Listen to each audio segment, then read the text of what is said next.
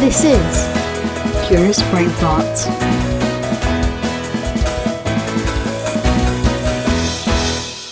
Welcome to Curious Brain Farts. What do we mean by a curious brain fart? I quite often have curious brain farts in the shower, Mm. and I've noticed that trying to write them down whilst in the shower, Challenging. I was thinking of getting them little, kids have those bath crayons.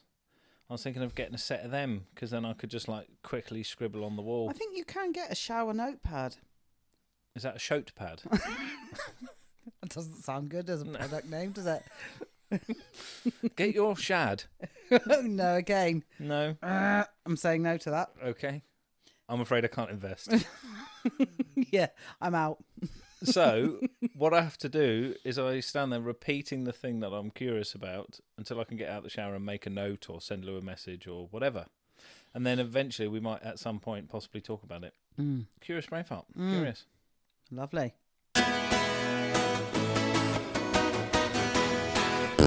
Hello and welcome. Today, Paul, Lou. we are talking about animals. I know. I'm curious. Well, your dog is sat right in front of us, your lovely dog Roscoe, and I have a dog called Nigel, and Good old Nige. good old Nige, and our mum has a dog, and lots of people have dogs and cats and other pets. Fine. And we love animals, and different cultures have different approaches to animals and pets and etc. And I don't know, maybe we explore for us what animals mean and why that. Be curious about that. Okay. Let's do it. Well, get on with it then. Devastatingly amazing insights on animals. Go. Excellent. Right. So the first one. Oh, he's got a list, everyone. The Yeah. first one. Yeah. Is they're alive. A living presence. Yes. Mm. Oh, quite exhausted after that, actually. It is interesting. Oh, dear. Don't want to start down that road again. Because... Oh, bless you, Roscoe. He's just had a big sneeze. I think, like you say, different cultures, different people, different circumstances. Like pre-being married, I absolutely loved our family dogs. Then when I got married and had children, animals just didn't even feature on the radar. Now my kids are a lot older. We have a pooch. Animals are featuring again on the radar. I'm curious about that because, I absolutely love this dog. And we've talked before about dogs and other animals are available as being therapy dogs. All dogs are like therapy dogs. I agree. And for some, that might be cats or iguanas or snakes or whatever. And it is really special because there's this definite unconditional love from them. And I saw this really nice thing a while ago. And it was this visual of this boy talking to his dad. And he was saying, "Dad, why don't dogs live very long?" And it's this sort of this picture, the silhouette of a dog sitting. And he says, it's because they already know how to love. And that really struck me because I felt like, that's a really good point. In my life, it can take me longer to learn how to love different people, different things, whatever, circumstances. It takes me a lot longer. Whereas I'll go and get the bins after bin day and come back in the house and the dog's all over me like he hasn't seen me for a month. So, yeah. And it's interesting because... Tell me more about interesting. Because I was just thinking about those dogs that can... So you have assistance dogs you have, and our mum knows somebody, or I think it's mum, who does puppy walking for the guide dogs for the blind. So they take the young puppies. That was off for the olden days. Yeah, and they bond so closely. It's like fostering a child in a way. They bond so closely, but they know that their role is only temporary, and then they have to give the dog up, and it goes on to do its life of service with it's paired off with the person or whatever. And there are so many different ways of having animals in your life. Animals are of huge service to us in various different ways, some tangible, some less so. You've got those dogs who can, they would, particularly, well, it was with their owners, but they were focusing on a certain, like sniffing the owner's blood sugar, or there was cancer in the owner's body, and they sensed it and were trying to tell the person.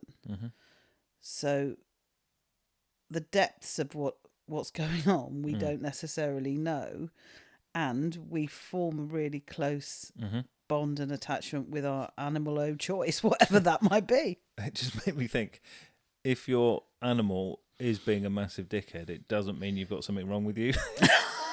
They're not mirroring what they can see. If they're pilling at you and like jumping at you and being annoying, it doesn't mean that you've got something bad going on. Yeah, agreed. And it's interesting though, because there is a mirror. If the owner of, and I'm particularly thinking about dogs here, who we require obedience and for them, etc., etc. If a dog's badly behaved, the issue is not the animal, it's the owner. So there's this mirror effect. And I just think it holds you to account. I need to take the dog out for a walk. Oh, I said the W word. Sorry about it, Roscoe. Best wishes, kind regards. It's not happening. But that has to be done every day. So I find that accountability hugely helpful. Would I walk for an hour every day if it wasn't for Nigel? I don't know if I would. Honestly, when it's tipping it down with rain, when it's really freezing cold, I don't know that I would. And I always, not always, sometimes I'm like, oh, for goodness sake. And most of the time, to be outside in the fresh air for me is really, really helpful. Yeah. And then you think about like non-pets, like horses. I wouldn't really call a horse a pet. A pet horse? I don't know. Wow. I see. For me, my reference is pets being things like domesticated in the house. Right. That's how I'm thinking about pets. And so you can have a horse. You know, we know people who love their horses, and there is this amazing sensibility about them. Well, we have a mutual friend who is a psychotherapist who does equine assisted psychotherapy. That doesn't mean that she's helping the horses with their mental stuff. It's great though, because the horses support these, and it's young people and children primarily, although not exclusively. But these are young people who really, really struggle to express their feelings, or they are having very, very real, visceral challenges. And there's something about these horses.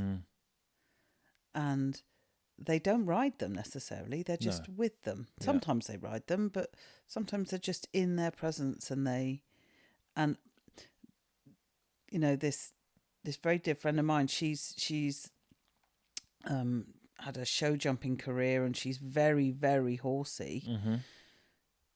She said, when you're riding a horse, you have to manage yourself, because the second you feel tense about something, anxious about something, the moment that happens, the horse has picked up on it. You are as one.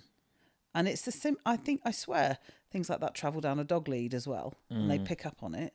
Yeah. But with a horse, you know, you therefore have to be Mm-hmm. be able to regulate yourself. So otherwise you can't effectively ride the horse. I thought that's Yeah. fascinating. Mm. This connection, mind body connection. Yeah. Yeah. I think that's the case with a lot of animals. And you see, like, I saw this documentary about a man and an octopus. Mm. That was absolutely fascinating. Absolutely fascinating. And he had an octopus in a tank that he could observe, and he did start to build this relationship with it. And there was another documentary about a guy who was trying to observe a particular type of octopus, and his family lived near the sea, which was handy. Mm. That is super handy, actually. Yeah, true. Because if it was near a puddle or something, less More handy challenging. for octopus. More Yeah. challenging. Octopi. And so he spent a long time observing this one particular octopus, and eventually this relationship of trust built up. And there's no way of communicating. No. And this relationship of trust built up to the point where he loved going back to observe. He was a scientist of some kind, and he loved going back to study this thing because he loved spending time with this octopus and observing it in different ways. So I think there is a lot, actually, that is on offer. And when you said there's no way of communicating, I would just... verbally. Exactly. All right, Louise. Other modes of communication are available. Because actually, you don't form a relationship of that depth and that level of meaning without some profound communication having happened. Right. And no words have been exchanged, because that isn't possible. And obviously that's the case with all animals. And we understand them. You know, there's a... when... And I'm not going to ask you to say this, Paul, because it will set the dog off. But when Paul's finishing a meeting, he's got a certain tone to his voice and a certain way of wrapping that up. Yeah. And it doesn't directly relate to the dog, but the dog knows that tone and that selection of different words or whatever. And he always kind of gets up and goes, "Is it my turn now? Can I have some attention, please?" Yeah. Isn't it interesting? So he's tuned into those things during the structure of the day. Yep. And it doesn't matter how long the meeting is either. And it can start to happen about 10 minutes before. So you're not even in wrap-up mode. Yeah. Which is fascinating. Like cats. What do you think about cats? A relationship with a cat? Because they're always, dog people go, oh, they're really independent and not very affectionate and whatever else. And cat people say they're smarter than dogs and they're really affectionate. So let's not go down either of those roads. No. And I think it's interesting that, are you a dog person or a cat person? Well, actually, I've had both in my life. And I think that it's possible to be whatever kind of person you want to be. You don't have to put yourself in a box. So all I can say is the cats that I had were brother and sister, and so very different. The thing I struggled with cats was the killing of other creatures. Right. Now, they're hunters, nature red in tooth and claw, and I'm a bit squeamish, and I don't really want a live rodent in my house. Call me obnoxious. But, there was all sorts of small animals that had to be dealt with. Escorted off the premises. And I have, a child going, "Oh, what's Mummy." that bleeding, flapping thing? I'm like, "Oh, I think Mr. Mole's having a nice sleep and we'll just pop him in a comfy bed and then put him somewhere underground where he likes to be. So the cats are much more in touch with their base, their fundamental instincts of hunting, and they'll go off and do that. They'll go off and do their own thing, whereas we've domesticated dogs a lot more. One of our cats used to jump off the top of the wardrobe when I was lying in bed. Surprise! Which I found slightly distasteful, but actually they would come and have cuddles, they'd sit with you, they would do bonding things like, so they would lick, they obviously to wash themselves and each other, and they do it to you as well. Saves on water. Right. So I didn't have a shower for 2 years, so that was good. I can't say I'd noticed. So the cat's definitely more independent and really, really bonded. Part of the family, got on fantastically well with the dog. And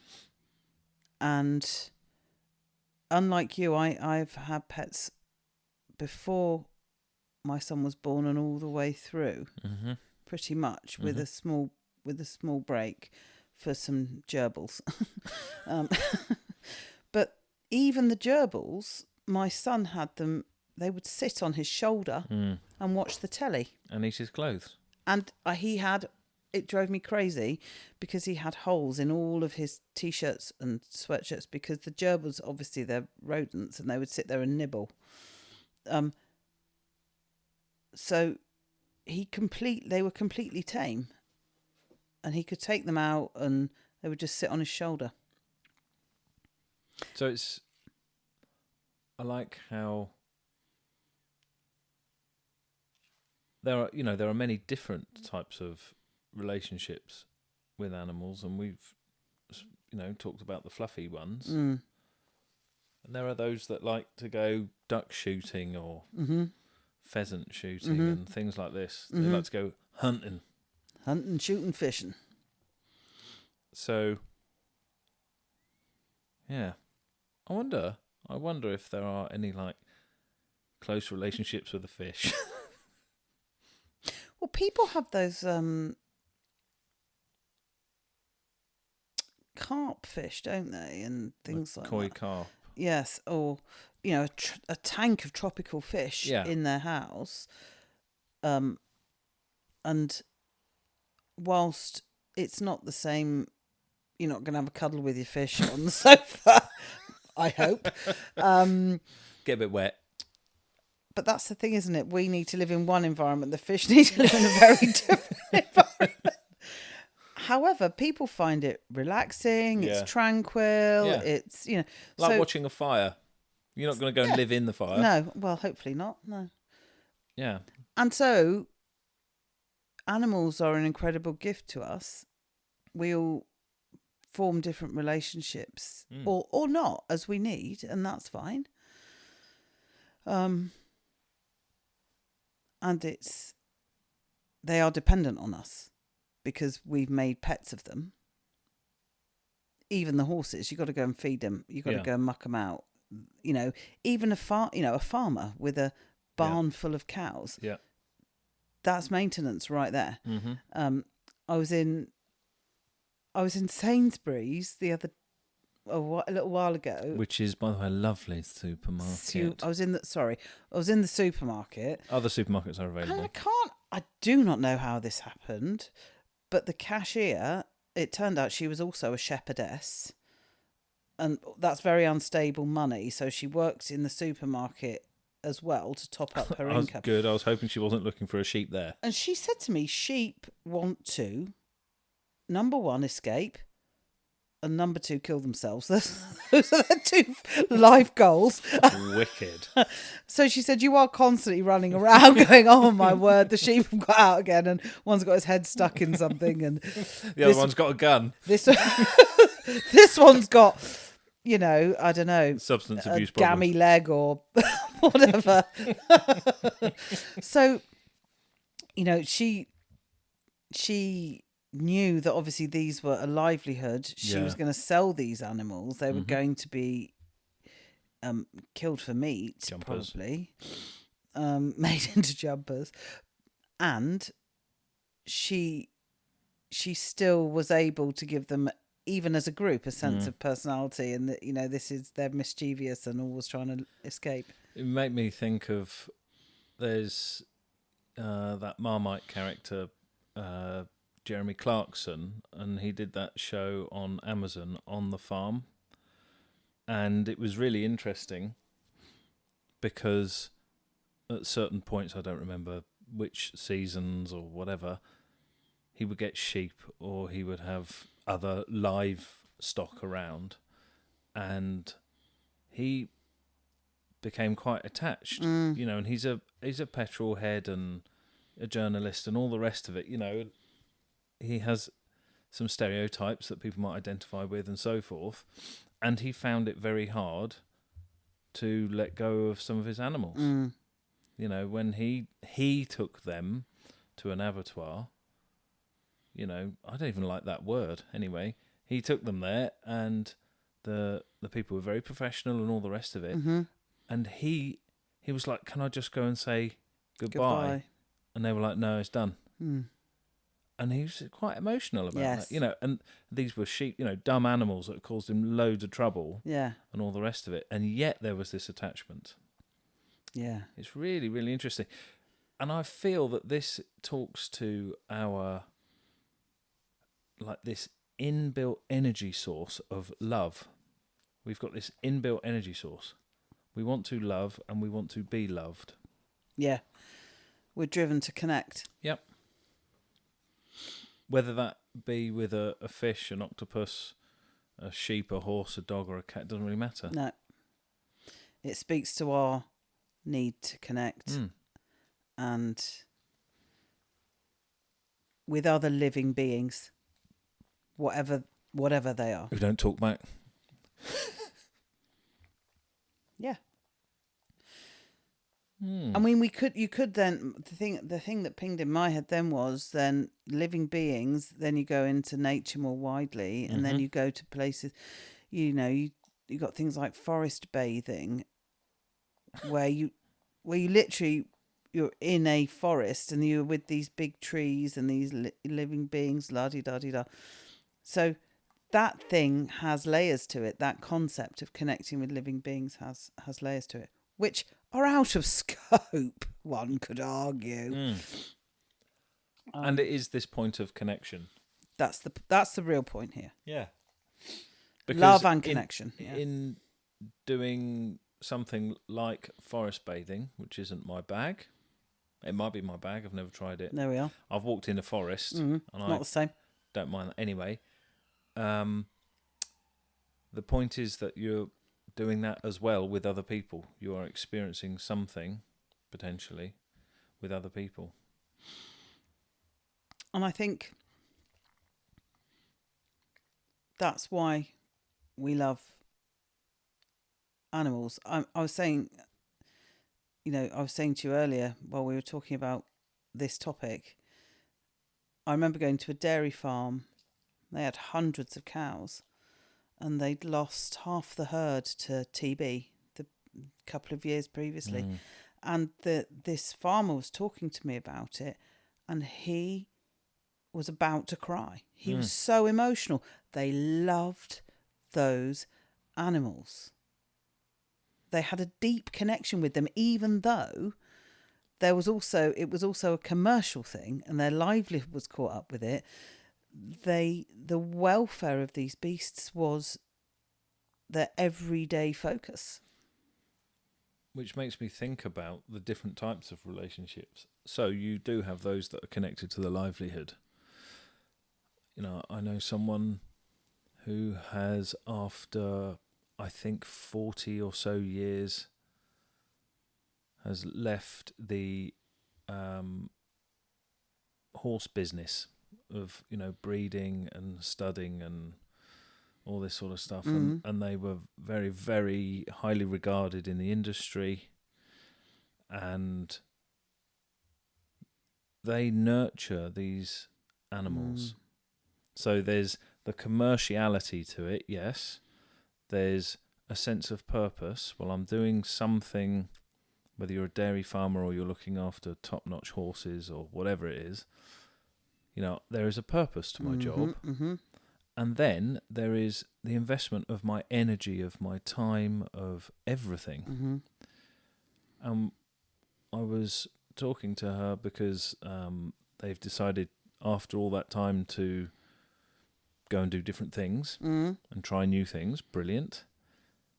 And it's like at the end of an era, seeing these horses that they have nurtured to whatever age and them going off to auction.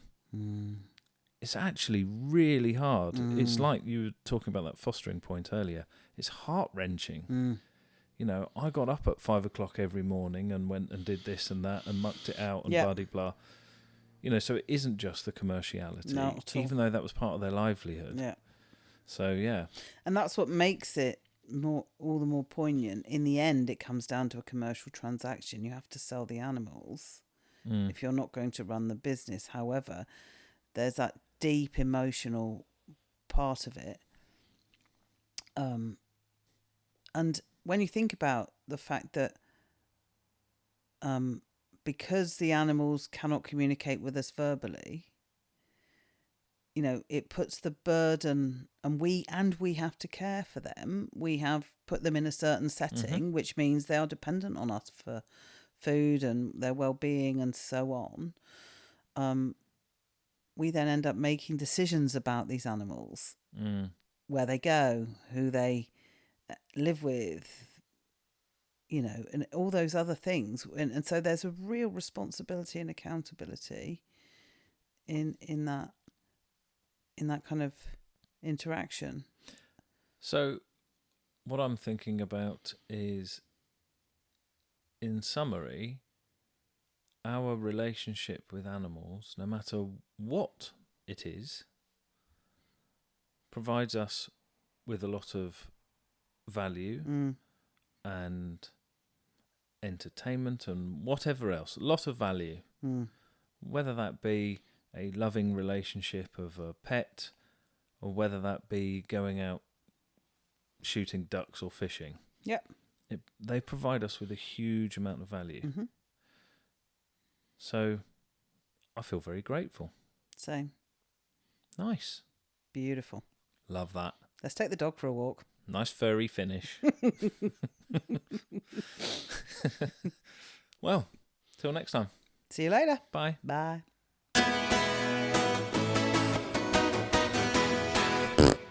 Lou, just before we go, I know we've already said bye. However, coming back again, hello. Should people want to offer some suggestions for themes for us to get curious about, how can they get in touch? Excellent question, Paul. Thank you. I'm glad you asked. I'm glad you popped back to ask said question. I was partway out the door. Yeah, well, quite. And the answer is this. You can email us, dear listeners, at curiousbrainfarts@gmail.com.